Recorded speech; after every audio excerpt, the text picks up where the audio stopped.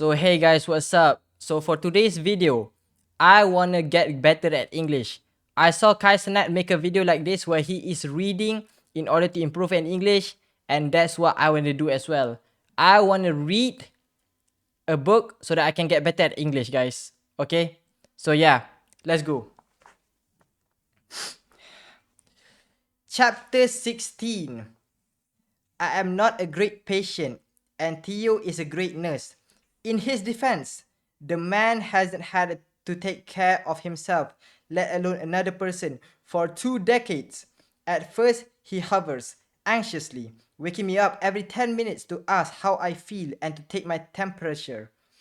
After the 12th time, I summoned the energy to throw my pillow at him and tell him in no uncertain terms that if he doesn't leave me alone to sleep, the zombie apocalypse will be the least of his worries. I use a lot of swear words. His eyes get bigger and bigger, and at one point, I think he's going to laugh. But the glare I send his way has him swallowing the impulse. Fine, he huffs, leaving the room with a muttered, you know where I am if you need something. I can already hear him speed dialing David, but I don't care, and I crash out into an oblivion that lasts through to the next morning. I'm woken by a lot of ominous banging noises from downstairs, and the smoke alarm briefly blares. I later learn this is because Theo tried to make soup. He tells me this crossly as if it was my idea, and I notice that 3 of his fingers have plasters on them. You should have just heated some up from a tin. I say, it was from a tin. He sulks. Giving up on the soup plan, he brings me plate after plate of slightly burnt toast and forgets what medicine he's given me. And when I groan and complain and tell him that there's this thing called a pen and he can write that stuff down, he tries to make me drink some of the green slime juice, and there's more swearing from both of us. Like I said, I'm not at my best. Once I start feeling a little bit better, I apologize. I'm a horrible, ill person. I wince. I ask any member of my family, and they'll tell you. You should have run for your life the second my temperature started rising.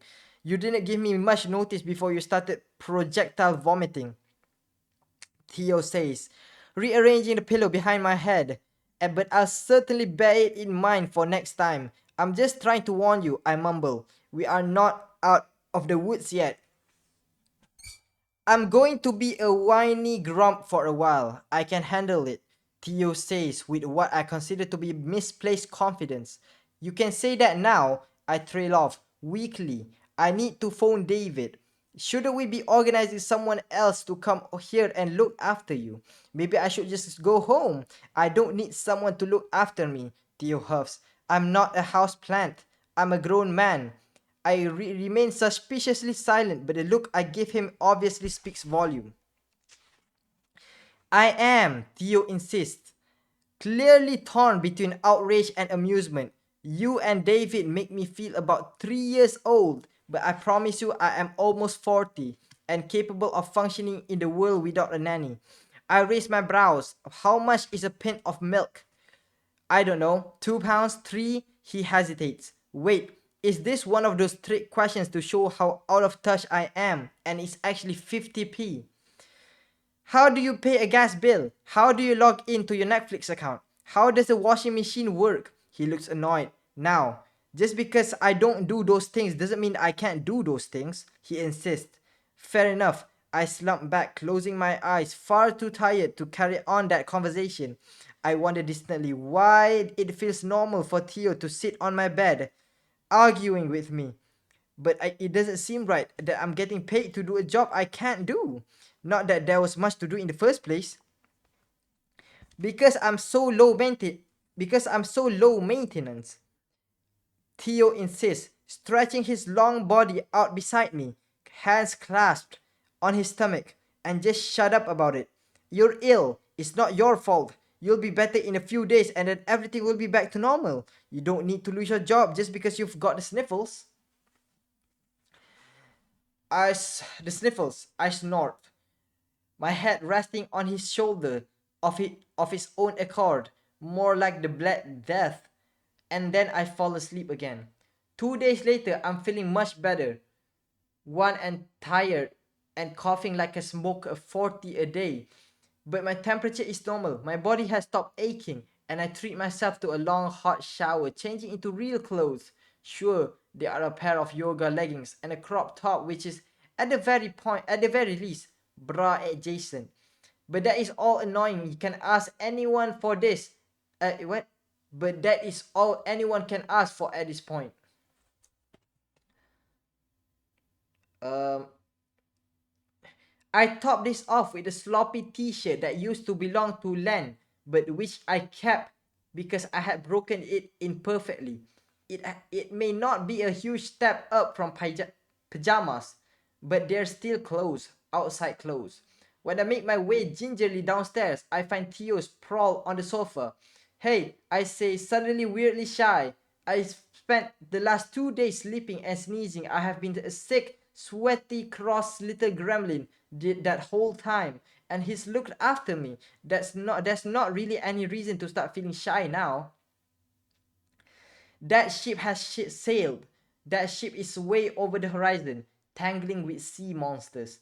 Hey, he turns to me, a pleased smile spreading across his face, and the dimple is out, and it feels like someone has flipped a light switch inside of me.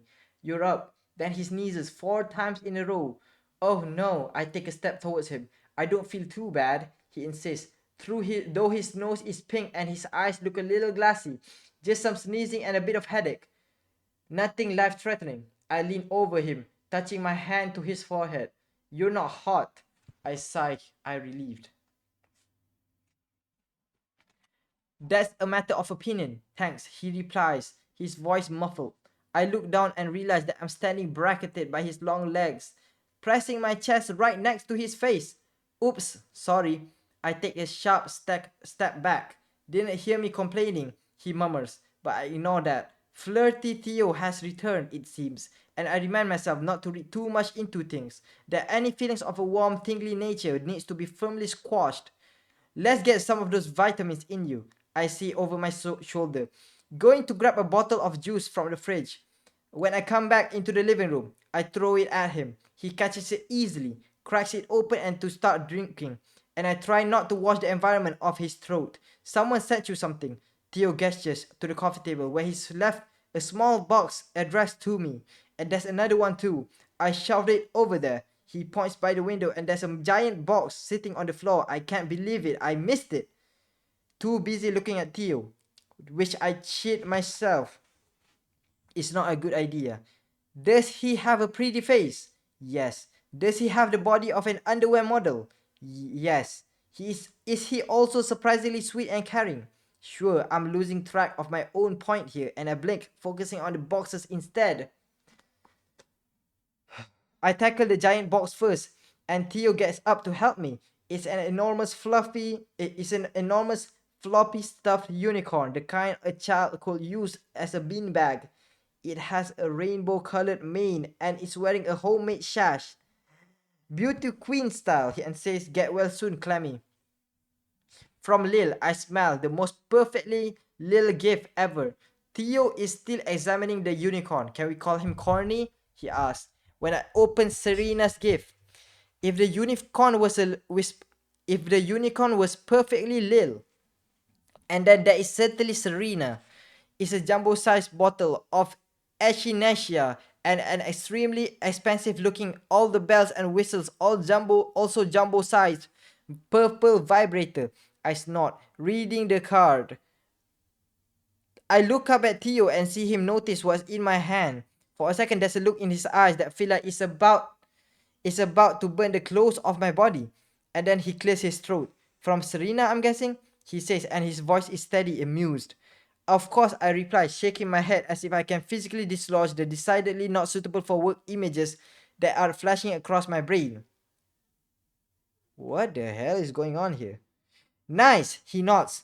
He sounds so mildly interested that I just think maybe I imagine the look altogether. Maybe it was just me. I really don't think he's been affected after all. Not until he turns and walks straight into the wall beside him. Ow, he groans as I collapse helplessly into laughter. Theo sneezes again and again and again. Finally, he crashes out. Finally, he crashes out, face down on the sofa. My head hurts, he mumbles.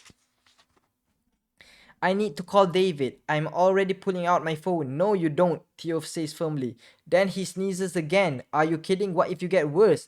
I'm already on the thinnest of thin ice with him. I need to tell him right now. Theo's response is to close his eyes and moan into the sofa cushions. David answers on the first ring. Clementine. He sounds as annoyed by my existence as ever. I trust you are feeling better. That's about it, guys, for today. Thank you for listening until the end. See ya.